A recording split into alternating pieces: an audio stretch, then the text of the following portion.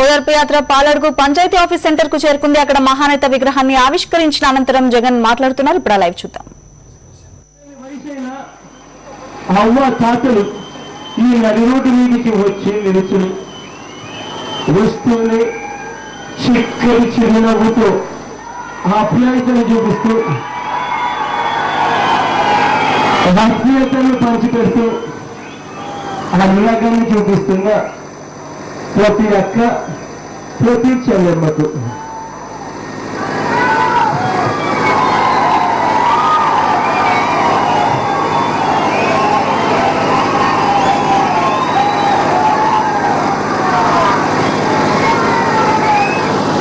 ప్రతి అవ్వకు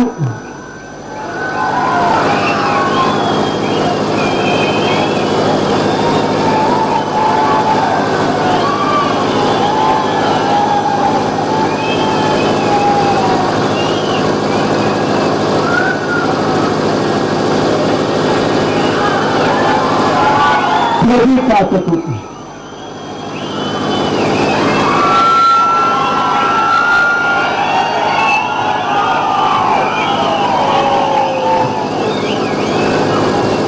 ప్రతి సోదరుడికి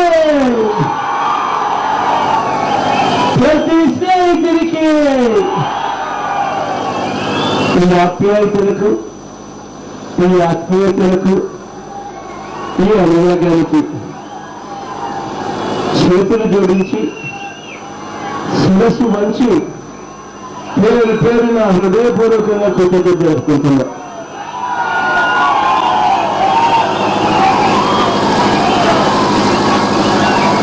ఏదైనా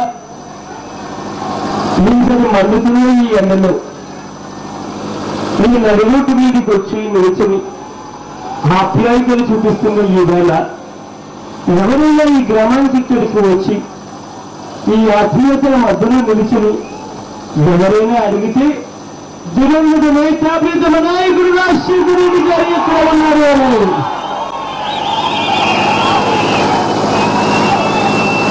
ఈవేళ ఇక్కడ ఒక వ్యక్తి చనిపోయి దాదాపుగా 2.5 సంవత్సరాలు పైగానే అవుతా ఉన్నా ఇవాళకి కూడా ఆ దివంగత నేత ఎక్కడ ఉన్నాడు అన్న మాట వచ్చినప్పుడు గుండెలు చూపించి మా గుండెల లోతుల్లో మా దివంగత నేత ప్రీతమ నాయకుడు రాజశేఖర రెడ్డి గారు వారు ఇంకా మా ప్రతి గుండెల్లోనూ బ్రతికే ఉన్నాడు అని ఇవాళకి కూడా గర్వంగా కూడా చెప్పే పరిస్థితి ఉంది అని అంటే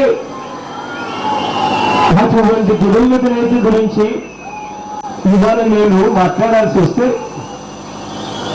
రాముడి రాజ్యం అయితే నేను చూడలేదు, కానీ రాజశేఖర్ని సువర్ణ యుగం అయితే మనమంతా కూడా చూసాము అని గర్వంగా కూడా ఇవాళకి చెప్పచ్చు.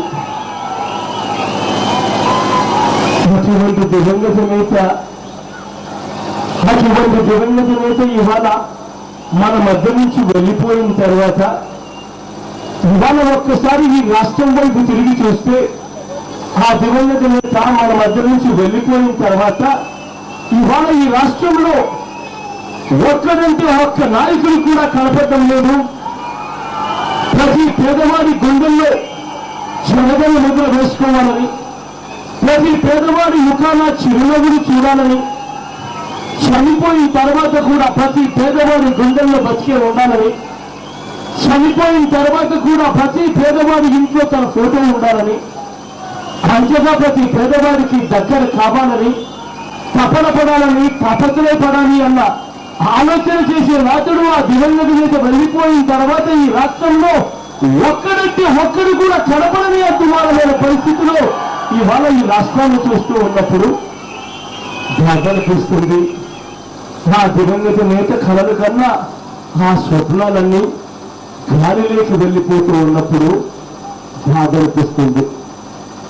ఇవాళ వ్యవసాయం చేసుకుంటున్న ప్రతి రైతన్న దగ్గరికి వెళ్ళి ఆ రైతన్న పడుతున్న బాధలు చూస్తూ ఉన్నప్పుడు ఇంకా బాధ అనిపిస్తుంది. ఇవాళ ఇక్కడికి రాకముందు చాలా మంది గత 3-4 రోజులుగా గుంటూరు జిల్లాలోనే ఉందా. చాలా మంది రైతులతో మాట్లాడుతూ ఉన్నా.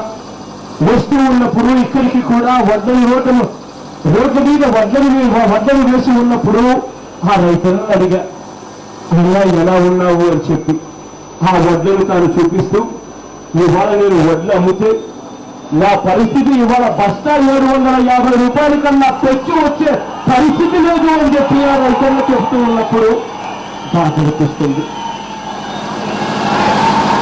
ఇవాళ ఇక్కడికి రాకముందు మిర్చి వేసుకుంటున్న పొలాల్లోకి వెళ్ళా. అక్కడ కోతలు కోస్తూ ఉన్నారు.